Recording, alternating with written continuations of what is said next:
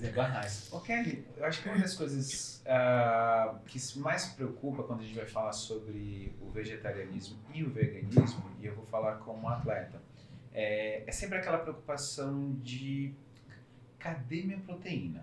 Aonde? Porque é esse que é o grande lastro. A gente estava falando antes aqui dos triatlos que eu fiz, das provas de Ironman. E então, assim, você sempre tem... A primeira coisa que começa, quando eu comecei a ciclos, onde eu fazia 2 horas e meia de pedal, cara, nadava 2.000 metros para daqui a pouco correr mais uns 7 quilômetros. Então, a primeira coisa que o nutricionista faz é, cara, mete a mão pesada na proteína e fala, cara, se você não fizer isso aí, você vai perder. Aí minha pergunta é, de onde vem realmente a base da proteína, que é, eu acho que pelo menos como atleta, é a preocupação maior da fonte do que a gente precisa. Sim. Da onde vem a proteína para alimentar aquilo que alimenta quem vai fazer o esporte? Exatamente. Então, os vegetais, eles têm aquilo que supriria a parte de macronutrientes de qualquer ser vivo. Então, o ser humano, ele se alimenta de carne que um dia se alimentou de vegetal e forneceu aquela carne, e fornece aquela carne para ele. Se nós pensarmos em macronutrientes, então, quando eu falo macronutrientes, eu estou falando de carboidrato, proteína e lipídio, né? Depois a gente fala sobre micros, que são as vitaminas, minerais. Se eu estiver falando de macronutrientes, eu consigo todos eles no reino vegetal, nos vegetais. É verdade que quando um atleta ele vai precisar de mais proteína, um pedaço de carne tem mais concentração de proteína do que eu conseguir isso, às vezes, num volume maior de vegetais. É verdade isso. E então, dentro de um volume, você acaba concentrando mais a quantidade de proteína. Agora, quando você vai fazer essa transição, vai entender mais a alimentação vegetariana e vegana, você vai entender que não é um prato que tem proteína. E isso é o lindo da cozinha, da culinária vegetariana. Você não tem proteína na carne, no prato principal, que geralmente é o que nós concentramos o nosso olhar. Cadê o prato principal? É onde está a proteína. Não, tudo que tem na mesa tem proteína. Então, isso ao longo das refeições, durante o dia, você consegue suprir todas as suas necessidades. E da mesma forma que um atleta que é onívoro, e explicando a palavrinha, Jefferson, onívoro é o que vai comer carne, vai comer vegetais, então ele não vai ter essas restrições. Da mesma forma que um onívoro, ele muitas vezes precisa suplementar, um vegano, um vegetariano estrito que precisa de maior quantidade de proteína por causa da sua atividade física, também vai precisar suplementar. E as fontes vão ser vegetais em vez de animais.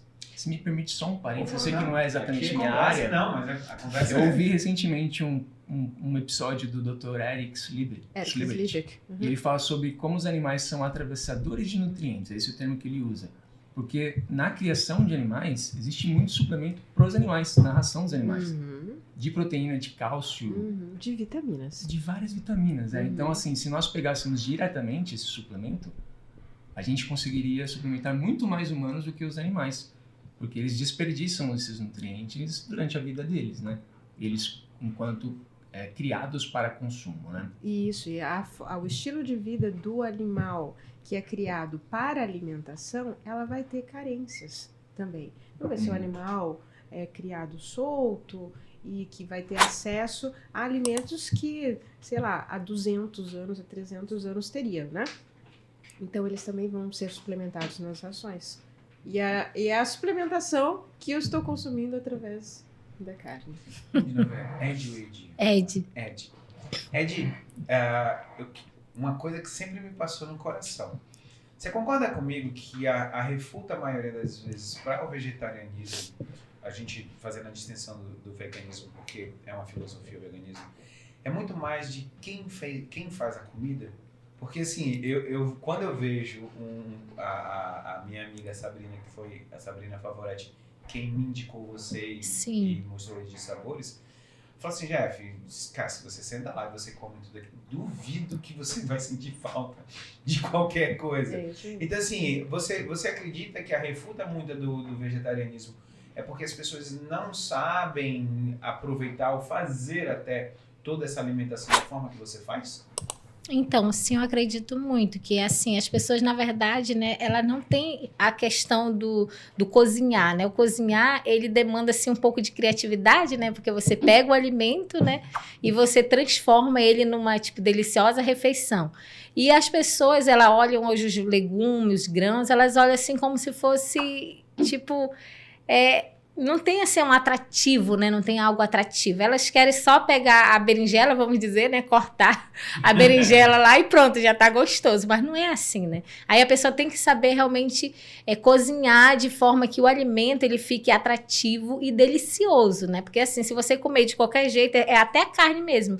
A carne do animal, se você, né, pegar e comer de qualquer jeito, tipo, não ter uma... Carne sem tempero. Né, sem tempero, né? Não saber fazer. Eu mesmo já vi amigas minhas que nós estávamos em São Paulo, eu lembro, e aí a minha amiga foi comer, né, pegar uma refeição já pronta, e ela, tipo assim, ela comeu a primeira bocada, depois ela não conseguiu mais comer, ela disse, meu Deus, como essa comida é horrível, né, tipo assim, era uma comida carne, tudo, e ela não gostou, aí eu disse, meu Deus, ainda tem gente que não consegue fazer uma comida carne boa, eu até pensei, né, por quê? Porque a carne, ela é mais fácil, né, de dar o tempero, se você bota um sal grosso, você põe pra assar, ela já não fica ruim, né? Agora, a alimentação à base de plantas, realmente você precisa ter ali, né, um pouquinho mais de expertise, né, para que você possa dar um sabor que seja agradável mesmo, né? Porque assim, ela nunca vai ser igual a carne, mas ela tem um sabor dela que é bem delicioso, dependendo de quem faz.